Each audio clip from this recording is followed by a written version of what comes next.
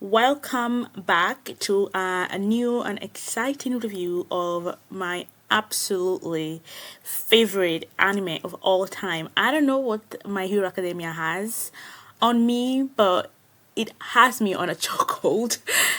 Before we continue, please, if you've been here before, please subscribe and like and leave a comment. Let's get engaged. Let's engage with each other. If you haven't been on my page before and you like what you see and you want to be part of a community, because this is what I want. I want to create a community of really passionate people that we can share ideas and we can share information. Subscribe, like, share, and if you stayed until now, I hope you enjoyed the review. Okay, maybe not on a choke hold per se, but I honestly absolutely love this franchise. I love this series. I love everything about My Hero Academia, and I cannot wait for the new season to be out next week. Next week, I think. Next week. Yeah. So for people like me that are kind of desperate to, have this show be released, a new season be released, they, producers have decided to feed us a little bit of a reminder. Now, why, you ask? But simply because it's taken them years to come up or to create the seventh season, so a lot of people probably have forgotten what happened, which is kind of normal after like years of not thinking about a show. Not me though, I've been thinking about it quite often. I guess they've given us 3 episodes where they are feeding us key information that we need to remember, bear in mind, or exciting things that happened during the season 6 or previous seasons. I'm not quite sure if I'm going to review each pre-episode of the season 7, but what I'm doing at the moment is reviewing episode 1, and then I'll decide if I want to do the other 2 combined or do them separately, because there's 3 episodes that are out at the moment and they are going to introduce us to the new seasons. I've blabbed enough. Let's get into what happened in episode 1. Okay, so the show starts quite strong. We are in Midoriya's consciousness somewhere. We see the brothers, one for all and all for one. Now, let me just tell you this. I'm going to be confusing them, but you need to be quick and you need to understand and know which one I'm talking about. Now, one for all is the quirk that Midoriya was gifted. All for one is the enemy's quirk. Now, the 2 brothers that we see in the first, very first scene of this episode are confronting each other. We have the brother with the white hair. He's very, someone that is very conscious about humanity. He wants peace. He doesn't want to hurt people. And then we have his brother, also known as the narcissist, sociopath, vessel of all for one, that really wants to destroy humanity. He's very ambitious, evil. He doesn't care for people. He just wants to do whatever that is going to enable him to reach his goals. And his goals don't necessarily have the best interest of people in mind. Now, all for one use his abilities to gain quirks. So he's able to steal quirks. It's a very strong ability. Being able to store quirks and then use them whenever you want is an extremely, extremely potent and strong ability.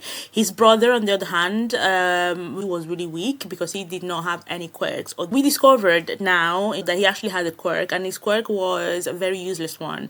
He had the ability to give quirks away. So obviously he did not have any other quirks but the quirk to give quirks away. So he couldn't give anything away, if that makes sense. The brother that is going to be the starter of One for All wanted peace and wanted to save people, while All for One just wanted destruction. So at the beginning, All for One thought that his brother was weak, and I guess he still has some kind of feelings for his brother, so he gifted him one of his quirks, and that is what triggered sharing the quirks all the way to Midoriya.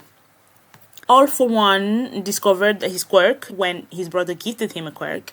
He then wanted to fight his brother because his brother wanted to destroy humanity and destroy people. So he realized that he could nurture this quirk that was gifted to him and make it stronger, and then gift it through his own quirk to someone else to nurture and then enhance and then pass it generation to generation. And this is because he knew that his brother would be able to live for a very long time because of his quirks, and he wanted someone to be able to defeat him. Because when a new person will receive the quirk, if they had abilities, the quirk would be added to the number of quirks that were already inherited, and also the person that received the quirk will be able to use the quirks of the previous owners of the One for All. So now we know where All for One, One for All come from, and these two powers are literally opposite to each other, which is magnificent because they come from the same seed. These two are brothers. We are then reminded of the existence of the evil people, the clan, the bad guys with Tomura. The Tomura is this guy here that is basically the villains.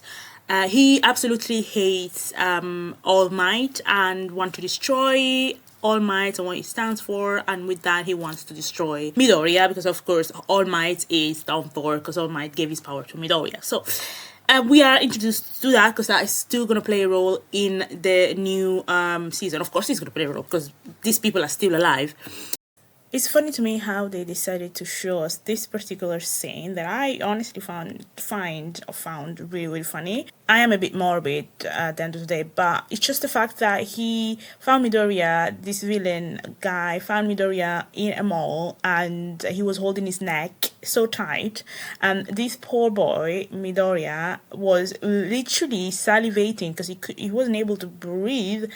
And everybody was just, nonchalant. And then the friend arrives, Midoriya's friend arrive, and she was like, I don't think this is a friend.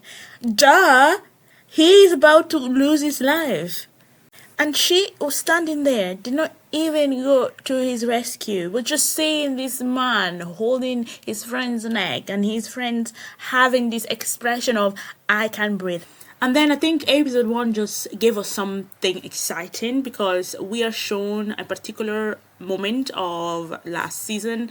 I don't really particularly think that this particular section or this particular episode had anything to do or would have anything to do with the next seasons. This was just one of the fights that Midoriya had, but it was really, really intense. I felt shivers because Midoriya was fighting to protect this little boy. And he was always fighting to protect, the weak. And Kota, the little boy, kind of fell out of love with heroes because he lost his parents not too long ago, due to this same villain here. I found it very, very funny when Midoriya was like, I need to protect the weak and this boy with a smile. And I was like, no, you don't. You don't have to smile. Because, you can be angry. You can have like an angry face. It's fine.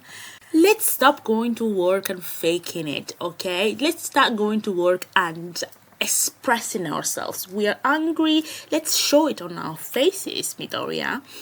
I'd say that this is probably one of the best fights of last season because of the intensity of it all. Midoriya was not still quite skilled in the control of his new quirk, and he's really careful not use the whole of his power. It's like he can kind of use a percentage. He's able to kind of increase the percentage and reduce the percentage. So he used 100%, and when he uses 100%, he usually breaks his body parts because he's so strong, and he's a vessel, and the vessel is not strong enough to use the quirk to its full potential. So he was fighting with like broken limbs, and I don't know, I felt shivers because I was like, oh my days, this must be so painful.